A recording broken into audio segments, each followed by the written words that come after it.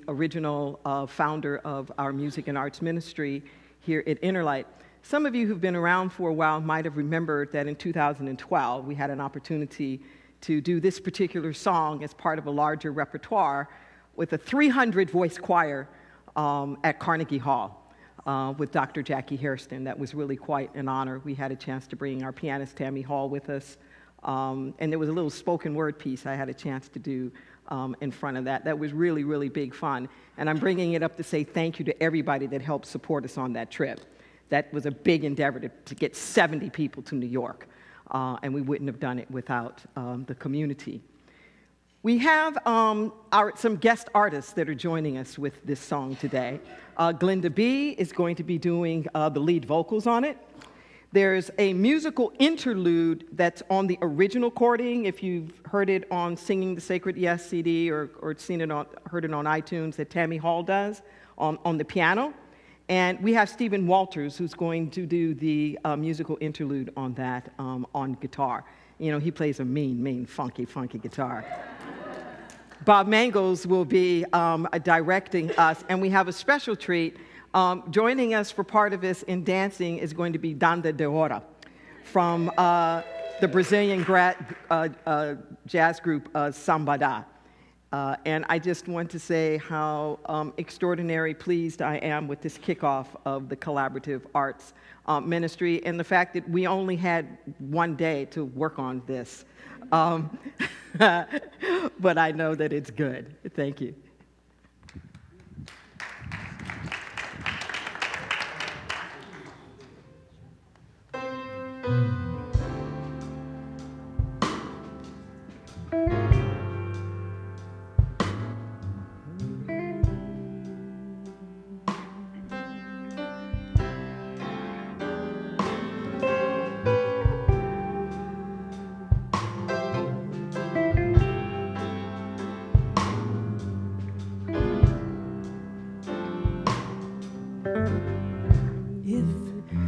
If there ever comes a time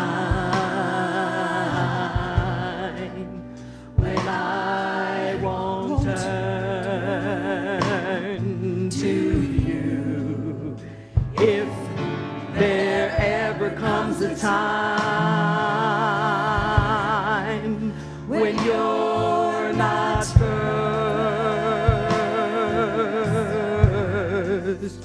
if I'm trying desperately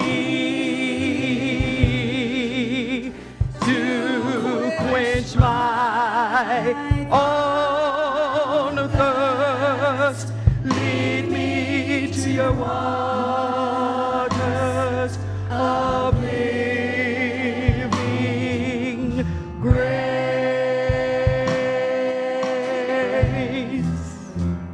Sometimes I think I'm all alone, forgetting grace that I have known. I fail to reach for your sweet embrace.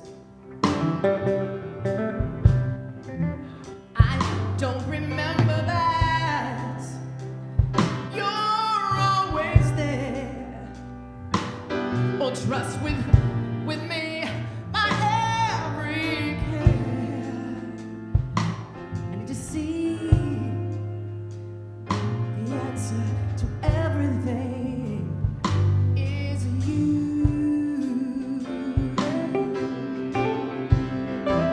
If there ever comes a time when I won't turn to you, if there ever comes a time when you're not first,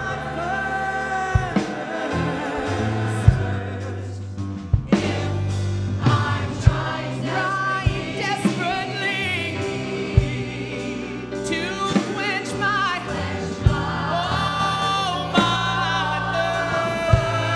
thirst. Lead me to your waters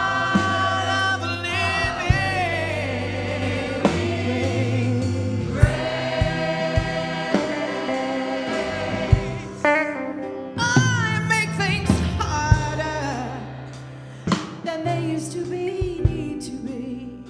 Oh, believing everything depends on me. The greatest thing that I can do is say yes to you. No need to wonder to foreign lands. Your truth is here, my good at hand.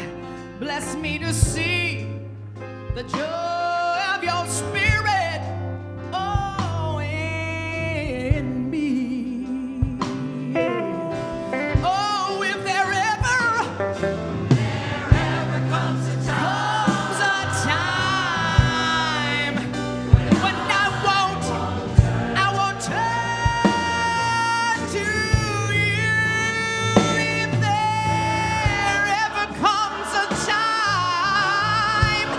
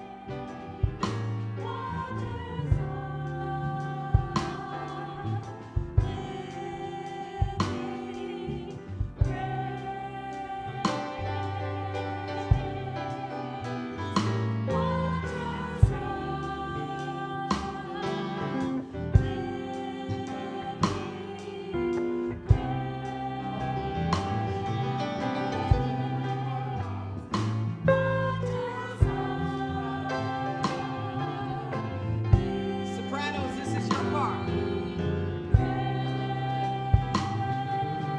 Sing it together.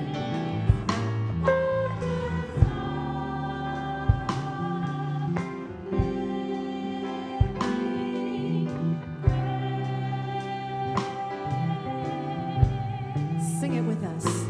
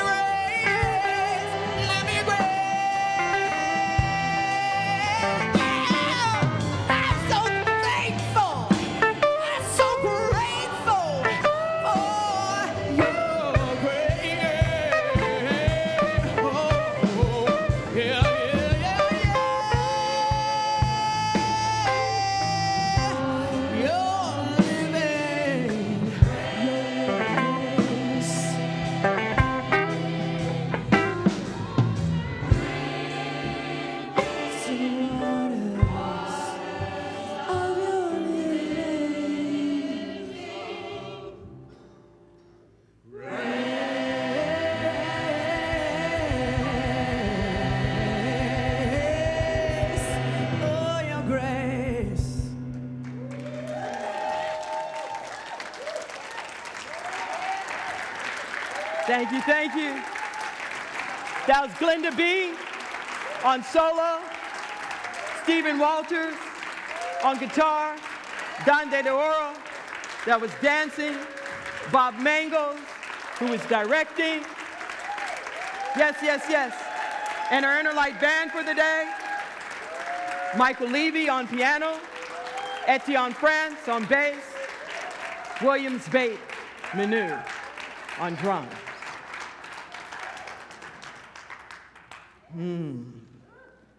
Yes.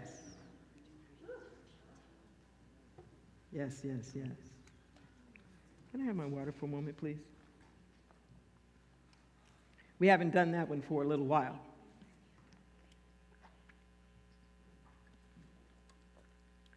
Let's take a breath.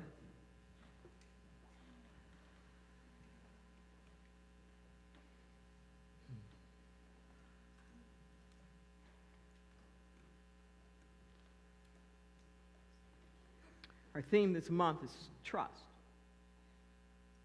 And my topic today is together we trust. Together we trust. We've been talking a lot about what is trust. And I say all the time that the spiritual qualities are aspects of our very being. They aren't things that we have to objectify. They're things that we have to actualize. They are not things outside of ourselves that we have to chase after. We have to recognize it as our very being. See, you can't get trust, you can only be trust. You can't get it. Trust isn't like somewhere in a box, in a book, where you can pick it up and put it on. Wouldn't that be nice? The only trust you will ever know is the trust that comes from you. The only trust you will ever know is the trust that comes from you. The only creativity you will ever know is the creativity that comes from you. The only faith you will ever know is the faith that comes from you. The only joy you will ever know is the joy that comes from you. How many of us have sought after joy? Looking for the spirit in the spirits. Or in relationships. Or our jobs or whatever. It's not out there. You can't find peace. You can just be peace. You take you with you wherever you are. You can be in the most peaceful place. You can be in front of the most beautiful waterfall in Hawaii. But guess what? If you don't have the peace within you, you're not going to feel it. The waterfall can't give you peace. I can hear Beckwith in my head now. He said, it's easy to meditate next to a babbling brook. Can you meditate next to a babbling person?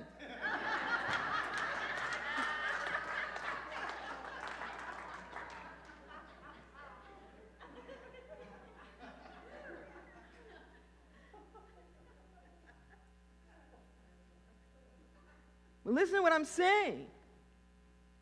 Most of us want to get away from where we are over to where it's spiritual. You're in my way. I'm trying to be unconditionally loving, and you bringing all this BS up in my face. How can I be unconditionally loving when you acting like a fool?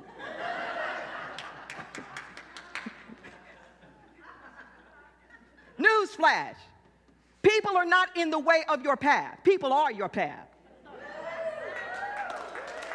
Newsflash. People are your path. It doesn't matter what you think you are or how much you think you are of that. Until you can do it with people, you ain't all that yet. Listen to what I just said. You may think you have arrived, you have awakened, you have reached all the peaks of forgiveness, you have reached all the peaks of love and trust and all that. But when people come into the situation and it takes you off your game, you still have some more work to do. You still have some more work to do. We all have some more work to do. And life is a little laboratory. Life is like going to the gym. It is a constant workout. What happens to muscles that you don't use? They atrophy. They get hard, they get brittle, they don't have the flexibility. It doesn't matter what you used to do. It doesn't matter. You can't say, oh, well, you know, I exercised last year. Your body's like, well, what have you done for me lately? Oh, yeah, I forgave 10 years ago when I was in therapy. Oh, yeah, I loved in that last relationship. The universe doesn't work that way. Everything in life is continuous and repeated. Listen to what I'm saying. We think of mastery in our Western linear thinking as the capacity to no longer have to do it. That's what mastery means. When I've done it enough that I don't have to do it anymore. That's not mastery. Mastery is when you have done it enough that you can be like Howard Thurman, that with unconscious awareness and deliberate intent, I can keep doing it. That with unconscious awareness and deliberate intent, we are creatures of habit. The only way that we remember anything is by habit. The only way you walk the same way or talk the same way or do anything is because we have repeated it enough. When we have repeated it enough, it becomes like automatic pilot. We don't have to think about it as much because we have reinforced it so much. So don't get mad when you are doing affirmations for 2 weeks and they have not overridden your inner talk for the last 20 years.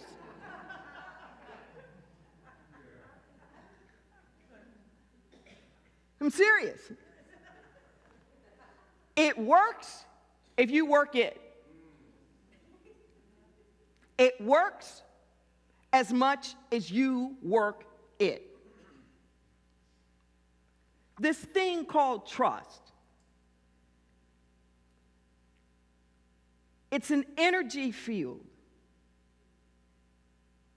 It's an inner vibration.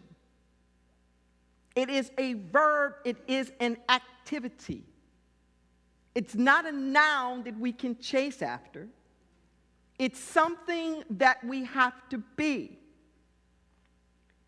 Together we trust.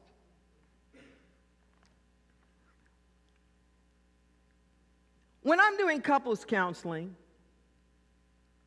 it's not uncommon for the couple, regardless of who's in the couple, to say, well, the problem is we don't have any trust in this relationship. I said, okay, well, that's interesting. So I asked party A, do you trust party B? No. I asked party B, do you trust party A? No. But the problem is that there's no trust in the relationship. Like the relationship can have something they didn't bring to it. Listen to what I'm saying. You can't get trust in the relationship. There is no such thing. If there's trust in the relationship, it's just the combination of the trust that you're bringing to it. But somehow or another, we think we can create trust in the relationship without first trusting. Now, I know that sounds silly, but how many of you have tried that? That we're trying to create trust somewhere without being it first, or trying to create peace somewhere without bringing the peace with us. Trying to create power someplace, and we're not stepping up and bringing the power. Together, we trust. Together, we trust. If there's going to be trust in the relationship, it's because the trust has to come together. Now, you know, towards the end of the month, I always talk about things in collective terms. And I want to talk about trust now at the collective level. The together we trust.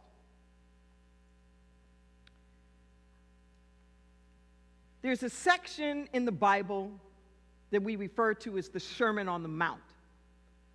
It's a collection of writings that are the basis, basically, of the Christian religion. It's very doubtful that Jesus actually gave all of these things all at one time, but they are all put together. And this is where you're going to find everything from the Beatitudes, blessed are they, to the turning the other cheek, to the Lord's Prayer. It's like all the real good, juicy stuff is in there, so to speak. And he says to pray in this manner. In this manner. And I'm not making a dig here. I'm talking as a Bible instructor, and that there's something that's here. He didn't say, pray to me. He didn't put his name in the prayer. I'm just saying. He didn't ask people to pray to him. He said to pray this way. Our. That was heretical. Just starting off with the word our. When there's so much tribalism, there's so much we have it, you don't, Jews, Gentiles, pagans, all the rest of that. This idea that every group had their own God. So this our is heretical. And everything in that prayer is collective. Listen to that. Every single thing is collective. Give us this day our daily bread. Forgive us our trespasses, as we forgive those who trespass against us. Every single thing is ours. So let's just let that sink in for a moment. This isn't just me and mine. Feed me. Feed my family. Feed my community. Bless my nation. Nope. That wasn't the instruction. And I think if you go to any spiritual tradition that has withstood the test of time, you'll see the same thing. The Buddhists are always praying the we. It's always about a we. The earth traditions is never me or mine. It's always starting with the earth. It's always starting with the great I am and us centered within it. We got to grow up. We have to grow up. What do we have to do? We got to grow up. We have to mature. In our infant state, it's all about me. I don't care. It's time for me to come forward. It's time for me to be born. I will kill the person birthing me if I have to. Because there's that much urgency in the fact that I have to be born. Are you with me? Feed me. Feed me. I'm oblivious to anybody else in the room. Feed me. Oh, you're sleepy, you're tired, it's 2 a.m. and you want, no, feed me. All about my needs. Okay? And as we grow, we mature, yes? And even though we start off with this very self-absorbed me, everything in the universe is collective. Nobody lives alone.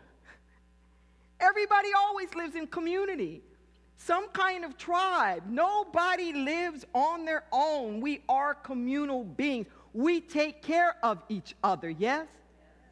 So everybody's not me. Somebody is looking after the me person. Okay? Somebody more mature, somebody who gets the sense of the collective responsibility that we have to everyone, is looking after and feeding the most vulnerable.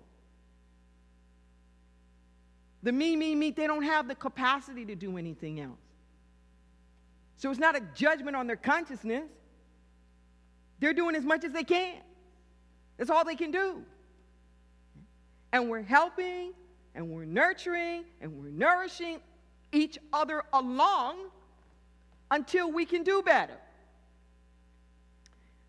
When we were starting Agape, International Spiritual Truth Center in Los Angeles, well, actually, before we were starting Agape, and we were in the Vision Corps, Reverend Michael Beckwith used to tell us, those who were training with him, that we as a spiritual community were to be like a mother rhesus monkey. When the rhesus monkey is born, its heart is too weak to live on its own. So what the mother rhesus monkey does is she takes the baby outside of her womb and she keeps the baby close to her breast so that the baby synchronizes its heart with the mother's heart. And then when the baby's heart is strong enough, she opens up her arms and lets him go. And he said that's what we were to do as a spiritual community. Is to be like the mother rhesus monkey, where people are coming to us from all over the place, and to hold them close enough to the truth that we know, that they could synchronize. They've got their own heartbeat. We're not giving them our heartbeat, but we're holding them close enough to us so that they can start to feel their own heart can pump a little bit harder, and then what do? You let them go. You let them go. The church and spiritual community is not about imprisoning people. It's not about entrapping people. It's not about trying to hold everybody there. Are you with me? That's why our motto is take this consciousness and multiply it. Multiply it. Together. When you pray, listen to what I'm saying. If when you're praying, you are being so stuck on it just being about you, you get in your own way. If I'm praying, I want prosperity for me, but not them. I want love in my life, but not my ex's life. I want compassion and forgiveness for me, but not my brother. The no part cancels out the yes. It's just physics, just math. Your no neutralizes your yes. It is like having your foot on the gas and your foot on the brake at the same time. Where are you going? Nowhere. When you've got your foot on the brake and you've got your foot on the gas at the same time. So a lot of us are wondering why it is we're not progressing further along in some of the things that are our heart's desires, that are our intentions, and places we want to go and things that we want to do. And you can't figure it out because you keep affirming and you keep praying and you keep doing this and that. The place that you need to check is, where are you shut down about that quality being able to come through other people? Okay. Do you have the open-heartedness for everybody to have what you're praying for? Because when you get to that point, then you have eliminated all of the no's. There isn't any no energy in you anymore. You are completely open. Like it says in Scripture that God makes the sun to shine on the just and the unjust. The just and the... What would the sun have to do to not shine on the unjust? It would have to not shine. Can you feel that?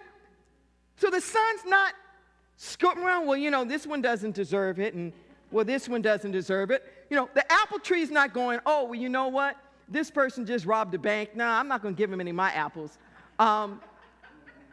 You know, it's not like that. You show up and you keep being. You show up and you keep being. This is the story behind the song, This Little Light of Mine. It's a parable that Jesus talks about. And in his day, the housing in the Jerusalem area looked a lot like what we might call apartments, but they didn't have windows, they didn't have glass. So there were, and it was always hot, there were these archways for which the air would come through, in which the light would come through. And they would get light by burning oil. Oil is very, very expensive. So what would happen is that when you would burn your light would shine through the holes and other people could get your light. So some cheap people wouldn't burn their own oil and siphon off the light from everybody else. So the ones who knew that that was happening, it's like, I'll show you.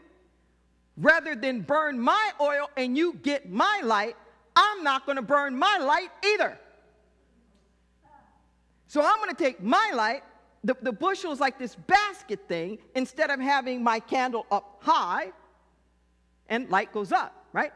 So it's going to go out to the portholes, and when then everybody else is going to get it. But to make sure you don't get any of my light, I'm going to put my light down here under a bushel. That's the verse that hide it under a bushel. No, I'm going to let it shine. What happens if you take your light and you put it under a bushel to make sure that the other people don't get your light? You in the dark.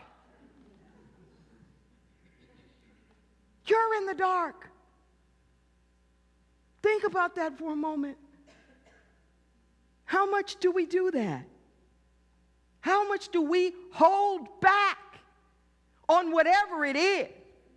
Because we don't want somebody else to get some of it that we don't think they deserve it.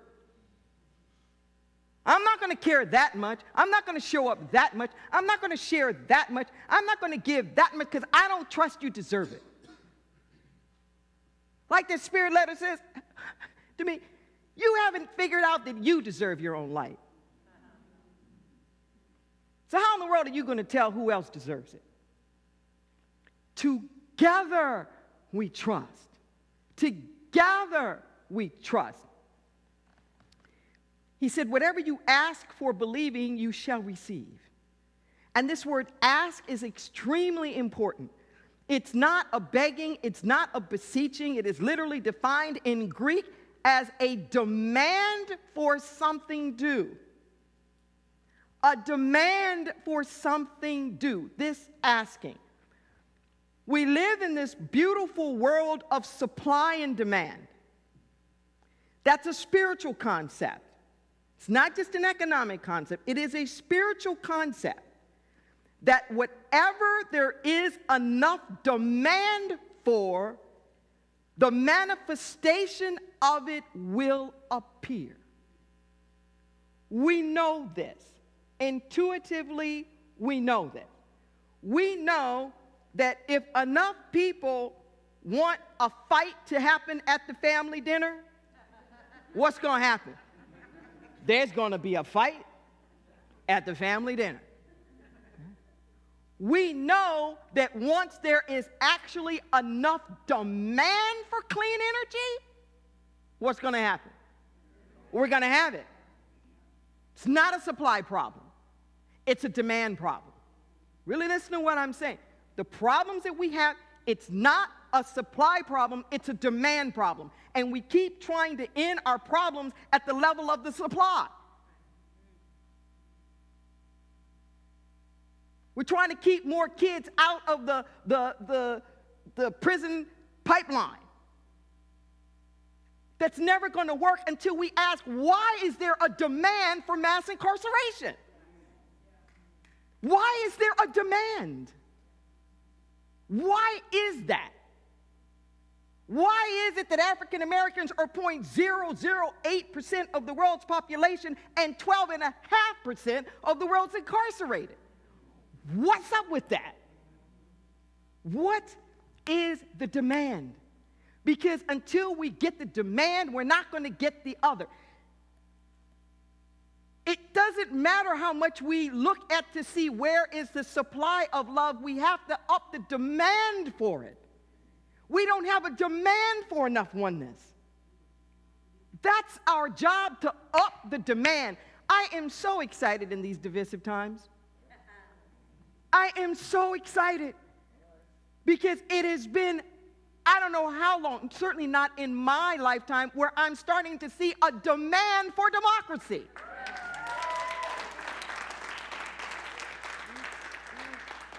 A demand. A demand. And the so-called red and the blue looking at each other and going, this is ridiculous.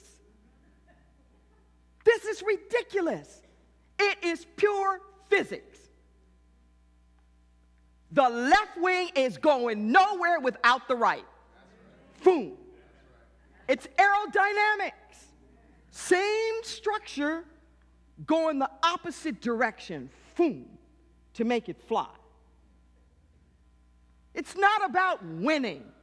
It's never about, in democracy, can we get enough people to overtake the other side? That's not a democracy. Most nations don't even have two parties. They've got multiple parties. You couldn't even do it mathematically that way. You bring together the best minds from all sides. And you come up with the best solutions when you have diversity of opinion in there. You don't want to get away from everybody who thinks differently than you. Don't have an automatic mistrust of somebody because they don't think the same way that you do. If we have a fundamental trust in the universe, the arc of the moral universe is long, but it bends towards justice. It bends towards balance. It bends towards equilibrium. Anything that gets too off-center can't stay that way. Every Rome will fall. Everything in the universe, even these catastrophes that we are seeing with these hurricanes, it's just mama. It's just Mama Earth trying to heal.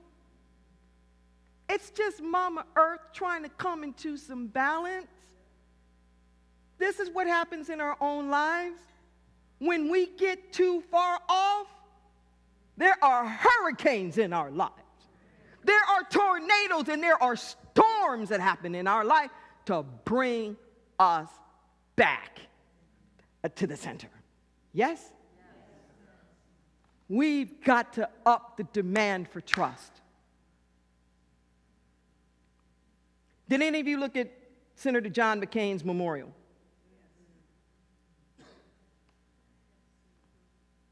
You have all these Democrats. You've got Joe Biden. You've got Barack Obama. You have all of these people who are saying what a wonderful man he was. That you get the best thinking when the sides are coming together. I had a chance to see the movie RBG. On the Supreme Court judge.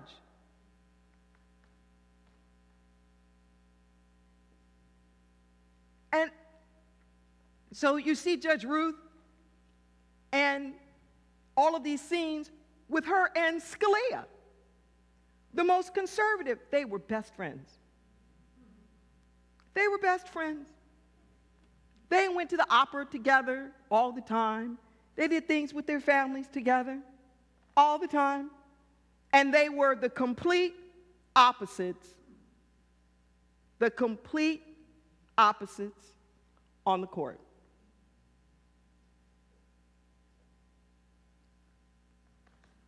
Differences don't cause conflict.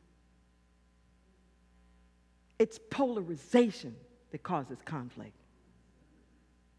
It's not the differences, it's the polarization around the differences. And when do we polarize? When we don't trust.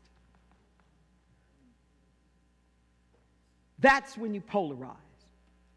When you don't trust. When you don't trust, that's when you hunker down. That reptilian part of the brain. Me, mine. Safety, security. Everything's bad.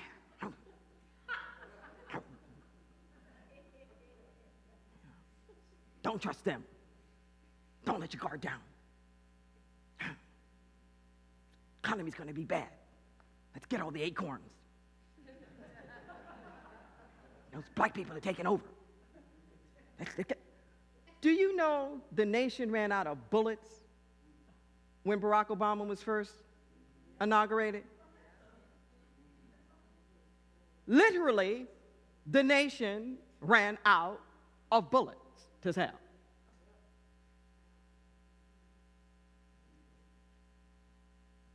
There's a better way. A house divided against itself cannot stand. There is no us or them. Newsflash, we are all in this together. We are all in this together.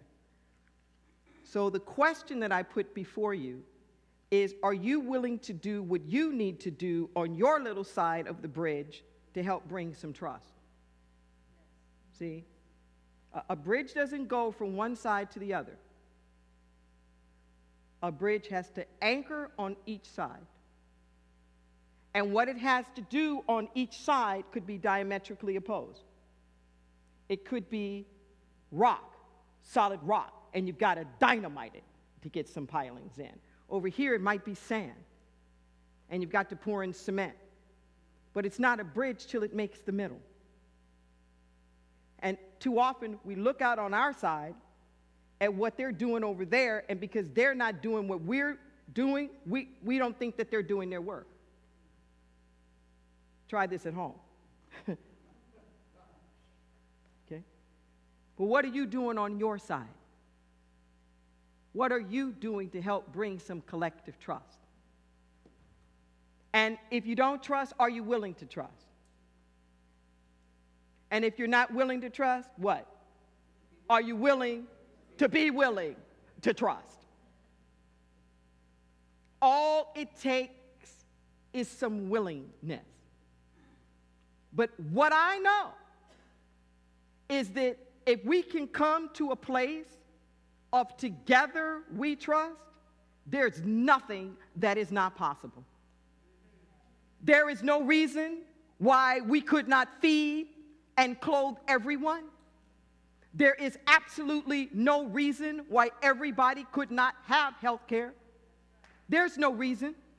There is no reason why we can't have peace officers and not just law enforcement. There is no reason why we cannot have education that is accessible and affordable and available to everyone. There is absolutely no reason why every faith tradition could not worship in peace without harassment.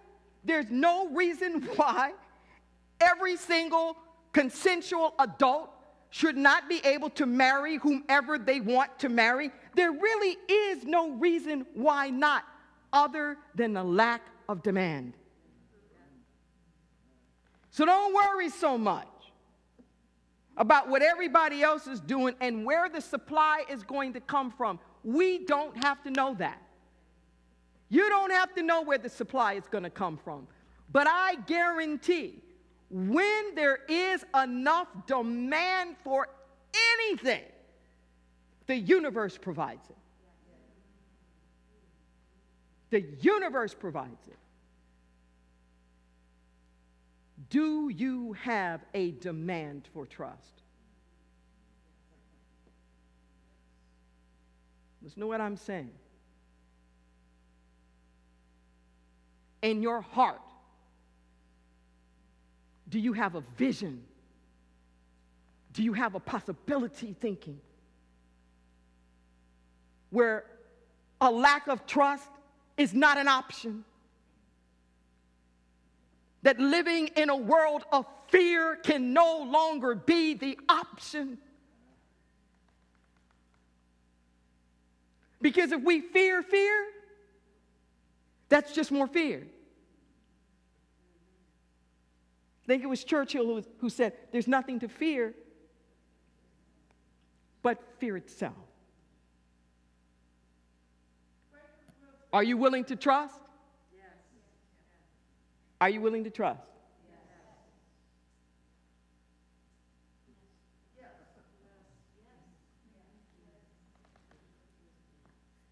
And for those of you who aren't sure, are you willing to be willing? There's a beautiful world. We live in a beautiful world. As Beckwith would say, your dreams are waiting for you to come true. Let's pray.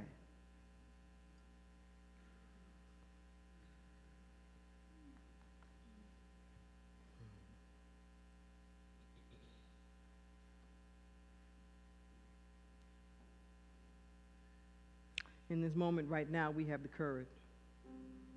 We have the courage to put down the armor.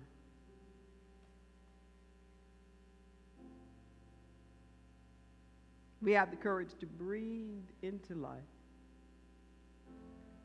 Thank you, Mother, Father, God,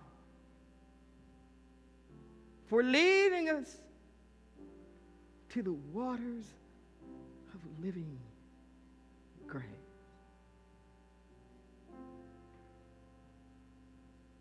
And we drink. How many places have we been led to but failed to drink?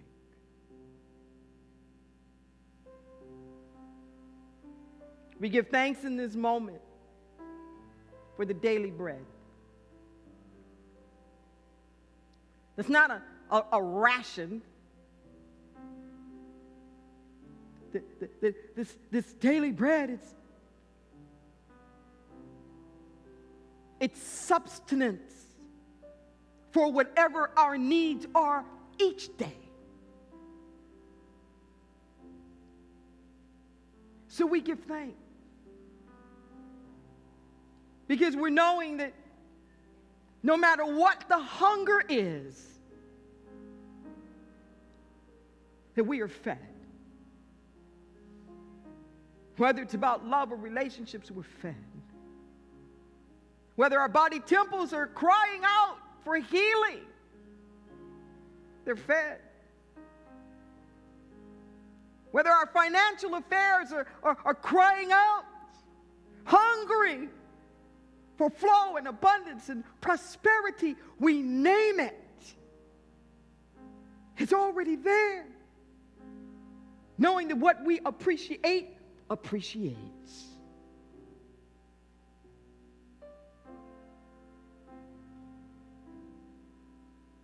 We bless everything. Even the stuff that feels like it's broken down and not working. We lay it all on the altar and allow the alchemy of the divine to transform and transmute it into all needs met. Pain pushes until vision pulls. We're no longer pushed by the pain, but we're pulled by a vision of possibility. We don't have to know what it looks like. We don't have to know. All we have to do is trust that there is an answer. We don't have to be in control. Because we're not in control doesn't mean it's out of control. There is a perfect intelligence, a wisdom in the universe. In the beginning, the Logos. We see it everywhere. There's order everywhere, from the smallest cell in our body to the galaxies. And we trust that anything that's smart knows what it's doing. And we invite that energy into our lives. And we have the audacity to let our fingers go. We have the audacity to go with the flow. To flow into trust and truth and abundance and courage and faith and strength and wholeness and balance and order and guidance and clarity, possibility, joy, compassion, forgiveness, gratitude. It's all who we are. Thank you for it awakening within us. We bless this spiritual community. May we rise up and be that which you have called us to be. And to Pachamama, to Gaia, to Mother Earth, all peace, be still. And we pledge here to do right by you. You have given us so much. And we do our part to love you back. This is our prayer. We get out of the way. We allow it to be. We know that it's good. We know that it's done. And so it is.